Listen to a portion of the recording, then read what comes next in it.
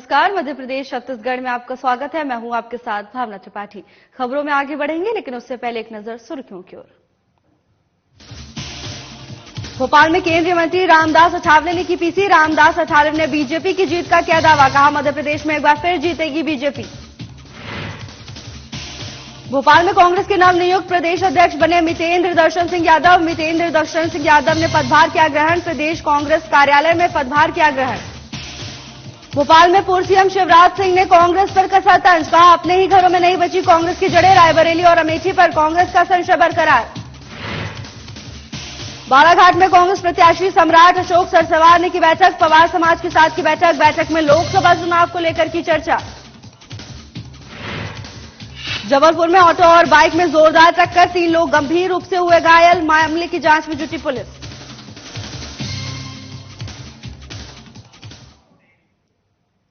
लोकसभा चुनाव को लेकर बीजेपी के लोकसभा उम्मीदवार आलोक शर्मा और जिले के वरिष्ठ नेताओं की उपस्थिति में सीहोर में बैठक का आयोजन किया गया, जिसमें अब की बार 400 पार के नारे के साथ बैठक शुरू हुई। बैठक में चुनाव को लेकर राजनीति पर भी चर्चा हुई। बैठक में बीजेपी लोकसभा उम्मीदवार आलोक शर्मा, सीहोर विधायक सुदेश राय समेत बड़ी संख्या में बीजेपी कार्यकर्ता मौजूद रहे।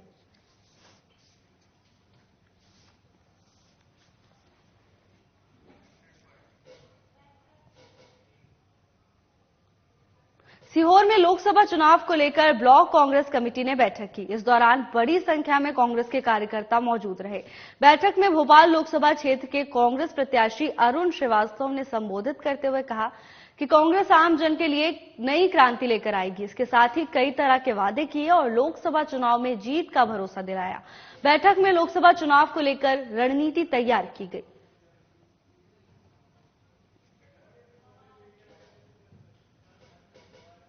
जबलपुर में एक न्यूज चैनल के डिबेट शो के दौरान कांग्रेस और बीजेपी नेताओं के बीच जमकर झगड़ा हुआ। आरोप प्रत्यारोप के चलते एक दूसरे पर जमकर कुर्सियां चली। मामले में कांग्रेस और बीजेपी एक दूसरे पर आरोप लगा रहे थे।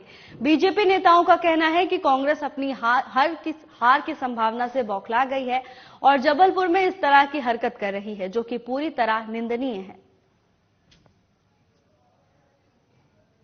के डिबेट शो में कांग्रेस जिस तरीके से अपनी आगामी लोकसभा चुनाव को लेकर हार को जो नजदीक देख रही है, उससे छटपटा गए हैं कांग्रेस के नेता कार्यकर्ता, पूर्व विधायक, पूर्व मंत्री, और ये स्पष्ट दिखाई देता है कि उसी वजह से आज उन्होंने गुंडागर्दी की है। तर्क देने की जगह, डिबेट करने की जगह सिर फोड़ने का काम किया है, लाठी डंडे चलाए हैं, कुर्सियां फेंकी हैं और भारतीय जनता पार्टी के कार्यकर्ताओं को गंभीर रूप से घायल किया है। कई स्टिचेस आए हैं भारतीय जनता पार्टी के कार्यकर्ताओं को, कपड़े फाड़े हैं, रॉड से मारा गया है। भारतीय जनता पार्टी की मांग है कि इन सभी गुंडाई करने वालों को सलाखों के पीछे भेजा जाए। चुनाव आयोग, पुलिस प्रशासन इस पर कड़ी से कड़ी कार्रवाई करे और इन गुंडों को सलाखों के पीछे भेजकर उचित न्याय करे। जनता बहुत करीब से देख रही है और 4 जून भी बहुत दूर नहीं है।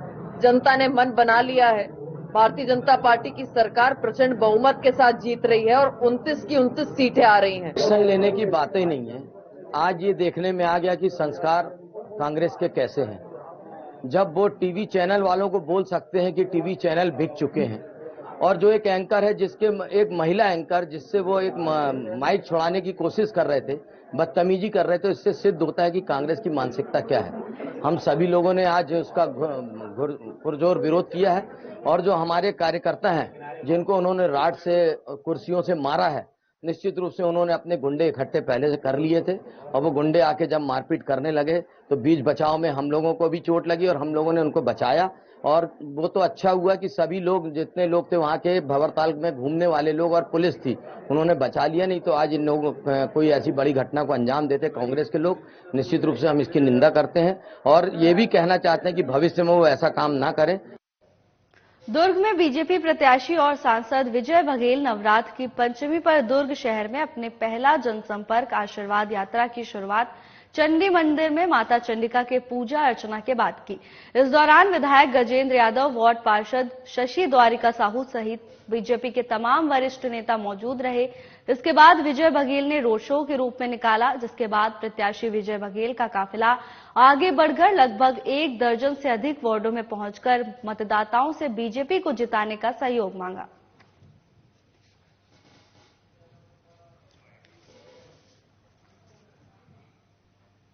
सुकमा में भारत निर्वाचन आयोग के निर्देशानुसार कलेक्टर और जिला निर्वाचन अधिकारी हरीश एस ने लोकसभा निर्वाचन 2024 अंतर्गत मतदाताओं के लिए डाक मतपत्र के माध्यम से मतदान करने के लिए सुविधा केंद्र स्थापित किए हैं। इसके लिए शनिवार से डाक मतपत्र द्वारा मतदान कार्य प्रारंभ हुआ, जिसके लिए 2 स्थानों पर सुविधा केंद्र स्थापित किए गए हैं। डाक मतपत्र के माध्यम से सुविधा केंद्र से पहले ही दिन 293 लोगों ने मतदान किया है।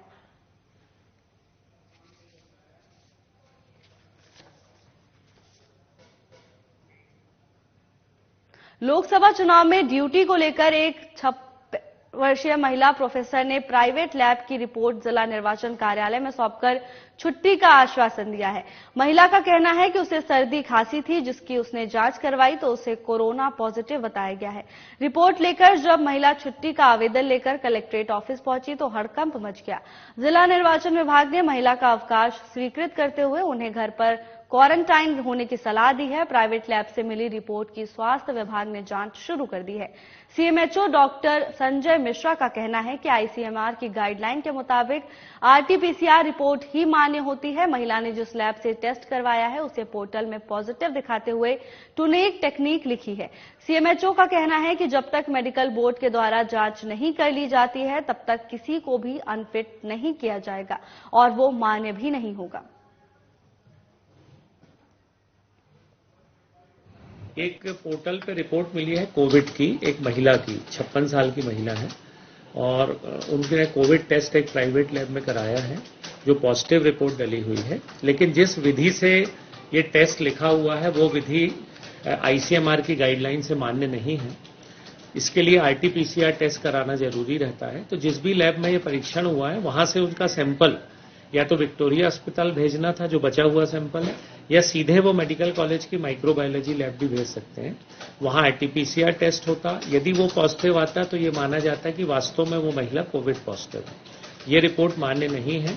मैंने कलेक्टर ऑफिस में भी इन्फॉर्म कर दिया है कि उस महिला का आरटीपीसीआर टेस्ट के लिए आप निर्देशित करें। उसके रिजल्ट पर भरोसा करके फिर उनकी जो भी ड्यूटीज यदि लगी हैं उसके बारे में निर्णय लें। अभी पैथोलॉजी में कुछ कार्रवाई वगैरह करेंगे? अभी जब तक आईसीएमआर की या मेडिकल कॉलेज लैब की रिपोर्ट नहीं आती, यदि वो नेगेटिव आएगी उसके बाद एक नोटिस जारी होगा लैब को। और क्योंकि लैब को वो सैंपल विक्टोरिया अस्पताल भेजना था, जैसा लैब से चर्चा की गई तो उन्होंने बताया कि 6 तारीख को टेस्ट हुआ है, यानी 6-7 दिन ऑलरेडी हो चुके हैं। तो इस बीच वो सैंपल चला जाना था, उसका टेस्ट हो जाता, कंफर्मेशन हो जाता। इस हिसाब से उस महिला की ड्यूटी लगानी या नहीं लगानी है ये निर्णय हो जाता। सुकमा की जनपद प्राथमिक शाला गोलागुड़ा और बालक आश्रम कुडमेलपारा में वार्षिक परीक्षा संपन्न होने के बाद स्कूल के शिक्षकों ने संस्था के पूर्व छात्रों के सहयोग से स्कूल के बच्चों को आर्ट और क्राफ्ट, चित्रकला, पेंटिंग, मेहंदी, गीत और नृत्य कला सिखा रहे हैं। इससे बच्चों में उत्साह देखने को मिल रहा है। बच्चे पूरी मौज मस्ती के साथ कई कला सीख रहे हैं।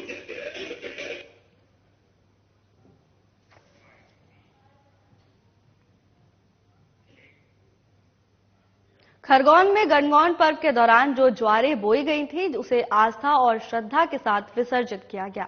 इस दौरान कुंदा नदी के तट पर श्रद्धालुओं की भीड़ उमड़ी।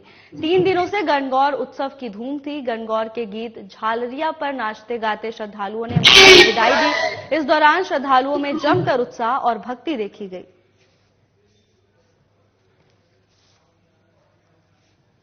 साधना न्यूज में आपका स्वागत है। मैं हूं आपके साथ आमिर शेख। निमाड़ के महापर्व गणगौर पर्व का आज विसर्जन का दिन है। हमारे साथ में ज्योतिनगर उत्सव समिति के अध्यक्ष नितिन मालवीय जी मौजूद है। हम इनसे बात करेंगे किस प्रकार से पर्व को सेलिब्रेट किया है, क्या कुछ जानकारी। ये निमाड़ का महापर्व है। इसे पिछले 1 महीने से लोगों में उत्साह आ जाता है 17 में कि हमारी माता घर आने वाली है। तो हमने माता को मना के 2 दिन पूर्व घर लाए। कल भी हम ले गए, कल मोड़ा के लाए और आज हम बहुत ही नाम आंखों से विदाई देने जा रहे हैं माता की। माता जी को कच्ची केरी का हार पहनाया जाता है, इसका क्या महत्व है, क्या कुछ इसकी विशेषता है। एक तो माता का सम्मान रहता है कि कोई सा भी हम नया फल जो इस प्राकृतिक रूप से आने वाला है उसको सबसे पहले सम्मान स्वरूप पहले हम हमारी माता को ही खिलाएंगे, उसके बाद हम ग्रहण करेंगे।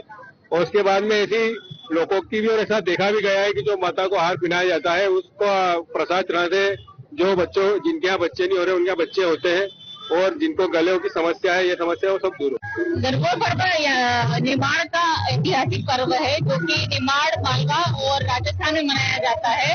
11 के दिन यहाँ पर जवारे बोए जाते हैं और आज माता को वापस मायके भेजा जाएगा, मतलब विसर्जित होंगे जवारे।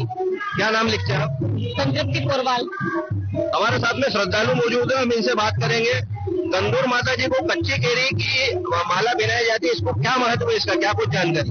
वो जभी से माला पिलाते हैं तभी से हम आम का शुरुआत करते हैं। कच्ची केरी की माला पिलाने के बाद में कि वो दरिया राजा को बोलते हैं कि थोड़ी लाओ जो कच्चा आम, कच्ची केरी, तो वो अचार डालेगी। ऐसा उसका है कि अभी से हम उसका उपयोग भी करते हैं। आप क्या कहना चाहेंगे? इसका अचार डालने का महत्व तो है ही, लेकिन ऐसी मान्यता है कि जिनको बच्चे नहीं हो रहे हैं ये खाने से ये मान्यता है कि उनको संतान की प्राप्ति हो। हिंदू सनातन धर्म अपने त्योहारों की शुरुआत प्रथम दिवस से करता है। प्रथम नया साल कैलेंडर वर्ष प्रतिपदा से अपना प्रारंभ करता है और यह पहला त्योहार गणगौर माता का होता है। यह निमाड़ में यह महा गणगौर पर्व निमाड़ पूरे पर्व में मनाया जाता है। लोग इसमें इतनी आस्था रखते हैं कि अगर इस त्योहार के लिए वो विदेश में भी होंगे तो एक बार अगर वो दिवाली पर नहीं आ पाए तो चूक जाए, लेकिन इस त्योहार के लिए विदेशों से भी लोग आते हैं और शामिल होते हैं। ये आस्था का बड़ा विषय है। कच्ची केरी का हार माता जी को पहनाया जाता है, इसको लेके क्या विशेषता, क्या महत्व है इसका? चैत माह में हमारे निमाड़ क्षेत्र में एक देशी आम होता है और देशी केरी जो आती है उसकी शुरुआत होती है और पहला फल हिंदू समाज में अगर वो ग्रहण करेगा तो सबसे पहले भगवान को अर्पित करेगा, उसके बाद हिंदू समाज ग्रहण करेगा, भगवान को देगा, ब्राह्मण को देगा और अपने परिवारजनों को पहले देखने के बाद फिर खाने की शुरुआत करता है। क्योंकि माता जी का आगमन केरियों के आगमन के साथ होता है, नए आम के साथ होता है, तो पहले माता जी को हम कच्ची केरी का हार अर्पित करते हैं। क्या नाम लिखते हैं आप? जितेंद्र जोशी करगो। बिल्कुल, आप देख सकते हैं माता जी का पर्व, आज विसर्जन का दिन है और हम लोग जो है यहाँ पर गणेश मंदिर जो है कुंदा नदी तट किनारे हम लोग यहाँ पहुंचे हैं। प्रभु जनों जो है यहाँ पर जो है कच्ची केरी का जो हार माता जी को पहनाया जाता है, इसको लेकर क्या कुछ महत्व है, इसको लेकर जितेंद्र जोशी जी ने अपडेट किया है और लगातार ये विसर्जन का पर्व अभी जारी है। खरगोन से आमिर शेख, साधना न्यूज। जबलपुर के पाटन में प्रत्येक शनिवार को गौमाता महाआरती महायज्ञ की जाती है।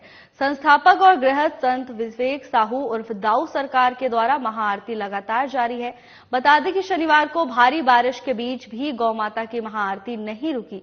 हालांकि श्रद्धालु जरूर कम रहे, लेकिन गौमाता की महाआरती निर्विघ्न संपन्न हुई और सभी ने मिलकर गौ सेवा और गौ रक्षा का संकल्प लिया।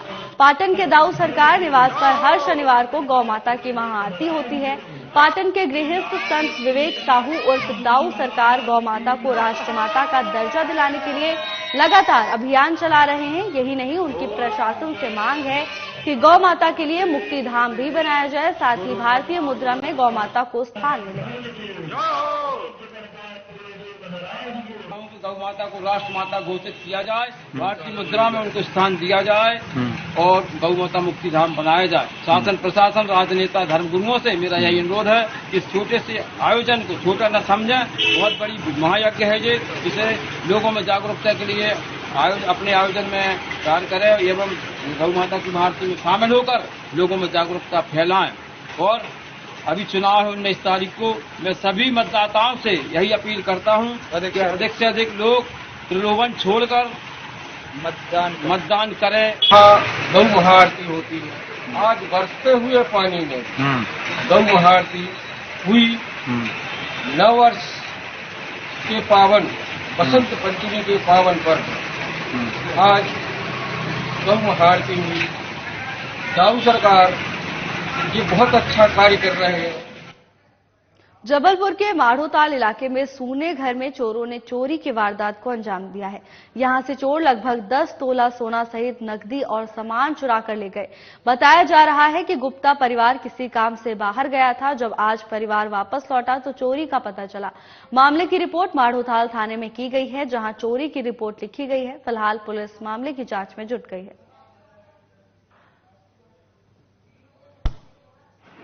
10:30 बजे करीब, तो 10:30 बजे करीब जो हम लोग लौटे स्टेशन तो बाइक स्टेशन पार्क थी, उसके द्वारा हम लोग आए तो गेट जो था मेन गेट लोहे का है, उसमें ताला लगा हुआ था।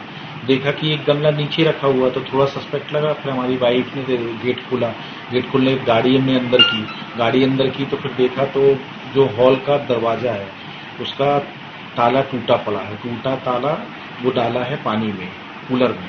और फिर अंदर आए हम लोग तो बाकी चीजें हॉल में तो 10 की 10 थी। हमारी एक अलमारी खुली हुई थी और वाइफ की जो बेडरूम है हमारा, उसमें जो अलमारी थी उसमें लॉकर में 10 से 11 तोला गोल्ड सोना था, वो गया। गुल्लक थी 2-3 और कुछ नगद पैसे थे और पूरी साड़ियां बिखेर के रखी थी। बेड को भी खोद के देखा गया है, ड्रॉज में ड्रेसिंग का ड्रॉज होता है उसको भी देखा गया है। इस टाइप की घटना ऐसा हुआ है सर, तो हमें समझ में नहीं आया। किसी के ऊपर शक है आप? सर अब ऐसे तो किसी के ऊपर शक नहीं है, पर इस मोहल्ले में कई बार चोरी हुई है, तो मेरा गुजारिश है प्रशासन से, चोरी तो हो रही है पर ऐसा ना हो किसी की जान का खतरा भी बन जाए। इसका सोहन नगर में गुप्ता फैमिली है, इनके यहाँ पे विगत 3 दिनों से बाहर थे। उस दौरान कोई अज्ञात चोर इनके घर पे सोने चांदी की जेवरात और कुछ नकदी रुपए लेके गया है। लिहाजा रिपोर्ट पर पकड़ा पंजीबद्ध कर विवेचना मिली। कवर्धा में मतदान प्रतिशत बढ़ाने और लोगों की निर्वाचन में अधिक से अधिक भागीदारी सुनिश्चित करने के लिए जिला प्रशासन की तरफ से अनूठी पहल की जा रही है। स्वीप अभियान के तहत स्वामी करपात्री स्टेडियम में स्वीप क्रिकेट प्रतियोगिता का आयोजन किया गया। ये क्रिकेट प्रतियोगिता स्वीप वॉरियर्स और स्वीप फाइटर्स के मध्य खेला गया। क्रिकेट प्रतियोगिता में स्वीप वॉरियर्स विजयी हुए, वहीं उप विजेता स्वीप फाइटर्स रहा।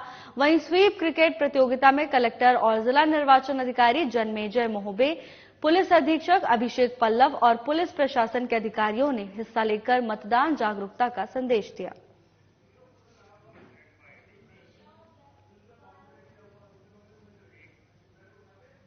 बालोद जिला के ग्राम अमलीडीही में एक महिला की लाश मिलने से सनसनी फैल गई। मिली जानकारी के अनुसार महिला को बोरी में भरकर उसके शरीर के टुकड़े करके फेंका गया है। बता दें कि महिला को जलाने की कोशिश भी की गई है। वहीं स्थानीय लोगों ने सूचना पुलिस को दी। मौके पर पहुंची पुलिस मामले की जांच में जुटी हुई है।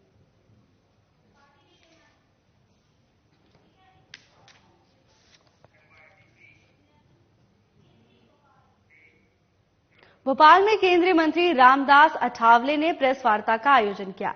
इस दौरान उन्होंने कहा कि मध्य प्रदेश की 29 लोकसभा सीट हैं। सभी सीटों पर रिपब्लिकन पार्टी ऑफ इंडिया ने अपना समर्थन बीजेपी को दिया है। पहले 29 में से 28 सीटें बीजेपी ने जीती थी। आगे उन्होंने कहा कि एग्जिट पोल में सीट आए या नहीं, लेकिन बीजेपी मध्य प्रदेश और छत्तीसगढ़ में जीतेगी। पीएम नरेंद्र मोदी का 400 पार का नारा है। साथ ही कहा कि इंडिया गठबंधन और कांग्रेस के 12 बजाने के लिए हम लोग मैदान में उतरे हैं।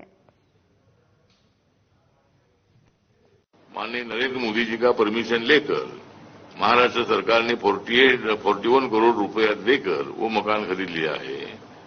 दूसरा, मुंबई में चैत्य भूमि जहां बाबा साहब अम्बेडकर जी का अंत्यविधि हुआ था, एक तो बाबा साहब अम्बेडकर जी के अंत्य संस्कार के लिए दिल्ली में जगह मिलनी चाहिए थी। बड़े बड़े नेताओं के स्मारक मतलब वहां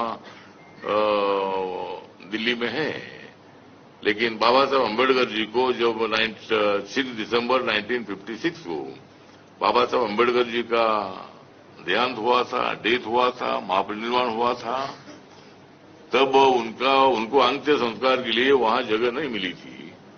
बाबा साहब का पूरा जो बॉडी है वो मुंबई लाना पड़ा और दादर में जो शमशान है वहां बाबा साहब अम्बेडकर जी का अंत्य संस्कार हुआ था। तो कांग्रेस पार्टी का लिए बोलने का काम करती है तो अभी चैत्य भूमि के बाजू में एक हिंदू मिल की जगह थी 12.5 एकड़, जिसकी कीमत 3,600 करोड़ की है। तो कांग्रेस के कार्यकाल में हम लोग 20-30 साल तक आंदोलन करते रहे कि चैत्य भूमि की जगह बहुत छोटी है। बाबा साहब अम्बेडकर जी को अभिवादन करने के लिए पूरे दुनिया से, देश से लोग लाखों की संख्या में आते हैं। 6 दिसंबर को वहां 10 लाख से ज्यादा लोग आते हैं। 14 अप्रैल को कम से कम 3-4 लाख से ज्यादा लोग आते हैं। हर रोज भी हजारों लोग आते हैं। तो वो जगह बहुत छोटी है, इसीलिए हिंदू मिल की जगह की मांग हमने की थी। वो अपना क्या डिपार्टमेंट, एनटीसी डिपार्टमेंट जो है, टेक्सटाइल का, ये क्या बोलते हैं, तो टेक्सटाइल कारपोरेशन जो है, तो उनकी वो जमीन, उनकी वो मिल थी, वो पूरी कई सालों से बंद थी। वो मांग हमने करने के बाद मोदी साहब को देवेंद्र फडणवीस के साथ में मिला और फौरन उन्होंने ऑर्डर किया कि भाई ये जमीन पूरी बाबा साहब के लिए देना है। इसकी कीमत कितनी भी हो, लेकिन बाबा साहब की कीमत कई करोड़ों से बहुत ज्यादा है और बाबा साहब का बड़ा स्मारक बनना चाहिए। इसीलिए उनके हाथों से उसका भूमि पूजन हुआ था, काम चल रहा है। वहां बाबा साहब का 350 फीट का स्टैचू और 100 फीट का फाउंडेशन, ऐसा 450 फीट का बहुत ऊंचा स्टैचू वहां खड़ा होने वाला है। 1-1.5 साल के अंदर उसका लोकार्पण 16 नरेंद्र मोदी जी हाथों से होगा और वो तब भी मतलब देश के प्रधानमंत्री होंगे। तो इसी तरह मतलब बहुत सारे काम किए हैं, लेकिन आज कांग्रेस पार्टी और इंडिया आघाड़ी के पास दूसरा विषय नहीं है। राजनांदगांव लोकसभा सीट से एक निर्दलीय प्रत्याशी अनोखे तरीके से प्रचार प्रसार कर रहा है। इस प्रत्याशी का नाम अली हुसैन सिद्दीकी है, जो निर्दलीय चुनाव लड़ रहे हैं। बता दें कि ये प्रत्याशी अपनी टोपी पर बेरोजगारी लिखकर स्कूटी से घूम घूम कर प्रचार प्रसार कर रहे हैं। फिलहाल आगामी दिनों में पता चलेगा कि जनता इन अनोखे अंदाज में प्रचार को कितनी गंभीरता से लेती है। मैं अब बेरोजगारी के मुद्दे को लेकर के चुनाव लड़ रहा हूं। जो महंगाई और बेरोजगारी जो चरम पे है, इस मुद्दे को लेकर के मैं चुनाव लड़ रहा हूं और ये देखने को आया है कि नेता लोग जो होते हैं वो 2-2 जगह से चुनाव लड़ लेते हैं।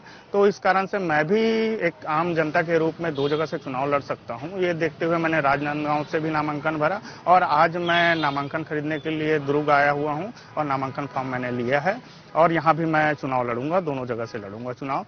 और बात ये है, मुद्दा ये है कि राजनीति में शुचिता खत्म होते जा रही है। लोग जो हैं वो लोगों को सिर्फ बहलाने फुसलाने का और वादे करके सिर्फ खोखले वादे साबित करने का काम कर रहे हैं। तो जनता ने, जो पिछले समय की बात है कि एक नेता है, वो नेता बोलता था कि मैं 2 करोड़ सालाना रोजगार दूंगा, लेकिन वो अगर 2-2 करोड़ सालाना देता तो आज 10 साल हो गए हैं, 20 करोड़ रोजगार होता है और भारत देश में 19 करोड़ लगभग घर होते हैं। तो हर एक घर में एक एक व्यक्ति को रोजगार मिला होता, सरकारी नौकरी मिली होती। आज मेरी उम्र 40 साल हो चुकी है। अब मैं किसी भी में नौकरी के लिए पात्र नहीं हूं। इस कारण से मैं, अब सरकार तो मुझे नौकरी नहीं दे सकी 40 सालों में, तो मैं अब जनता के बीच में एक नौकरी लोकसभा प्रत्याशी के रूप में खड़ा होकर के जनता से मैं लोकसभा प्रत्याशी बन करके जीत करके मैं उनसे नौकरी चाहता हूं और उसके बाद से ताउम्र मुझे भी फिर पेंशन मिलता रहेगा, जैसे नेताओं को मिलता है। 5 साल नौकरी करते हैं और उसके बाद जिंदगी भर पेंशन लेते हैं, वैसी मुझे भी पेंशन मिलता रहेगा। जनता से मैं नौकरी लेने के लिए आया हूं। सुकमा में सक्रिय 2 हार्डकोर इनामी महिला सहित कुल 6 नक्सलियों की तरफ से आत्मसमर्पण किया गया है। वहीं छत्तीसगढ़ शासन की तरफ से एक महिला नक्सली पर 2 लाख और एक नक्सली पर 1 लाख रुपए इनाम घोषित किया है। बता दें कि छत्तीसगढ़ नक्सलवाद उन्मूलन नीति और पुलिस की तरफ से चलाए जा रहे अभियान से प्रभावित होकर और अंदरूनी क्षेत्रों में लगातार सुरक्षा कैंप स्थापित किए जाने से आत्मसमर्पण किया गया है। नक्सल ऑपरेशन कार्यालय सुकमा में अभिनय इक्का, उप पुलिस अधीक्षक डीआरजी सुकमा के समक्ष बिना हथियार के आत्मसमर्पण किया गया। बता दें कि सभी आत्मसमर्पित नक्सलियों को शासन की छत्तीसगढ़ नक्सलवाद उन्मूलन नीति के तहत सहायता राशि और अन्य सुविधाएं दी जाएंगी।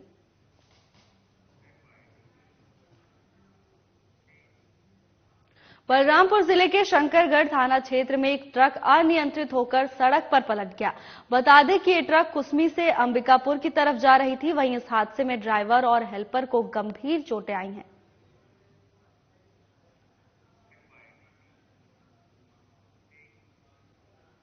कवर्धा के कबीरधाम जिले में पुलिस और जिला प्रशासन की तरफ से वनांचल क्षेत्रों में शिक्षा के स्तर को बेहतर बनाने का लगातार प्रयास किया जा रहा है। इसके साथ ही कबीरधाम पुलिस की ओर से नक्सली गतिविधियों को रोकने और वनांचल वासियों को जागरूक करने के लिए सामुदायिक पुलिसिंग के तहत लगातार जागरूकता अभियान चलाया जा रहा है। बता दें कि थाना तरेगांव अंतर्गत नक्सल प्रभावित ग्राम झुर्गी दादर में पहले स्कूल झोपड़ी में लगता था। अब यहां बच्चों को पढ़ने के लिए पक्का भवन बनकर तैयार हो गया है। वहीं ग्राम झुर्गी दादर के ग्रामीणों ने विधिवत पूजा अर्चना कर स्कूल का शुभारंभ किया और नए भवन में विद्यार्थियों को प्रवेश कराया। वहीं ग्रामीणों ने नए भवन के लिए कबीरधाम पुलिस और जिला प्रशासन का आभार व्यक्त किया है।